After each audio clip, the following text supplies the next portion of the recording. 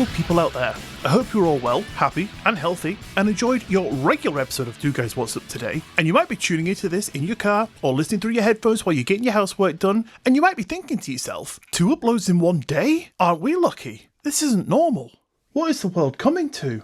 2 episodes in one day? I can't quite comprehend this. What's happening? I don't know if I can take this. Ian. Yeah? Can you take this somewhere else, please? I'm kind of busy. But it's 2 episodes in one day. What's happening? Please stop talking. This isn't normal. Oh, yeah, right. Okay, one second. Sorry. Excuse me. Just hand me that pillow over there. Sure thing, buddy. Thank you. Die! Die!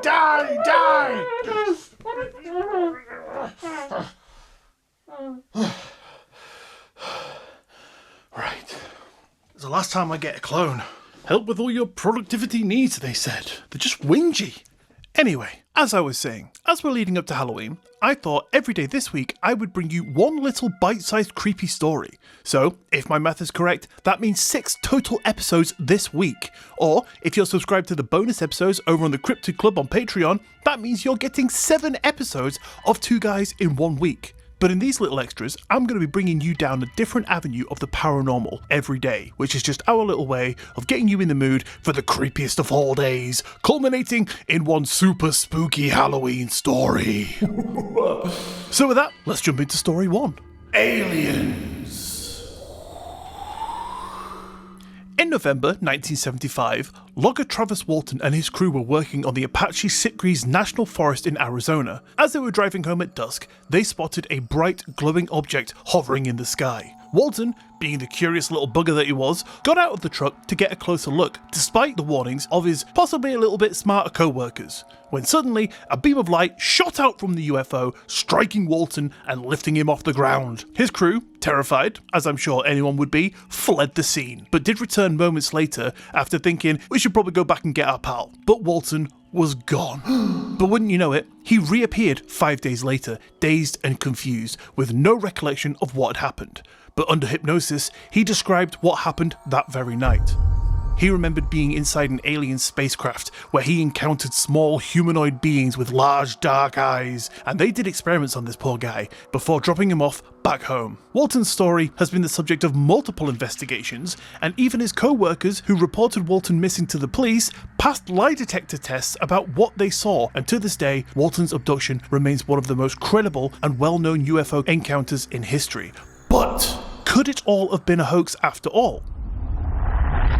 Yes, according to some people. These people knew Travis long before 1975 and the night of his so-called abduction. One man who went to school with him in the early 1960s claimed that even back then, Travis was constantly dreaming up schemes to trick folks into thinking that a UFO was visiting their little town. In 2006, this same classmate emailed Walton to remind him of those early UFO pranks, and Walton, he says, immediately changed the subject. A little bit fishy if you ask me. He also pointed out something odd in Walton's official biography. He says that Walton lists his birth year 5 years later than it actually was. According to this old classmate, this kind of chronological slippage is just another red flag pointing to the fact that things didn't quite add up.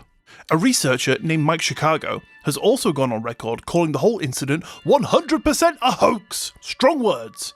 He argues that Travis and his logging crewmate Mike Rogers, who was the driver the night the UFO apparently plucked Walton from our little blue marble, with the help of a couple of assistants dotted around the woods, staged the whole scene in the forest. According to this version, a lookout tower was used as the spaceship, complete with some guy in the tower shining a searchlight to give the illusion of the glowing beam. Rogers then drove away, seemingly in fear, but secretly he was allowing Travis to hide, meaning his pals, who weren't in on it, were now accidental witnesses to the whole thing, who would then maybe go on to pass a few lie detector tests. But speaking of those, Chicago points out that Walton actually failed his very first polygraph test so badly that even the National Enquirer's representative who was sent over to cover the story admitted in a long write-up that the whole thing seemed like a joke. Years later, when Walton appeared on a TV show trying to win prize money by passing another lie detector test, he failed again, and Walton did speak out about this game show and said it was all rigged. No one passed, so the game show didn't have to fork out any cash. But who knows? As for motive,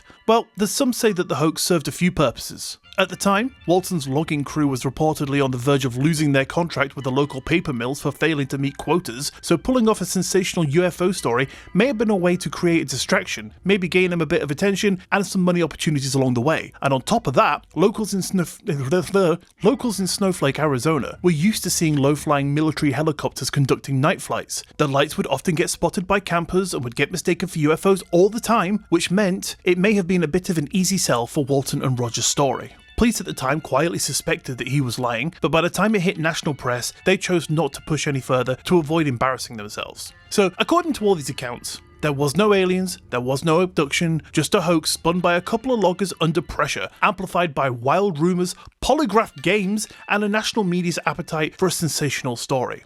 But that's not very Halloweeny, is it? So please, do make up your own mind on the matter, and feel free to let us know what you think. I will stick the Linktree link in the description of this episode so you can contact us there. And as for me, is it real? Couldn't tell you.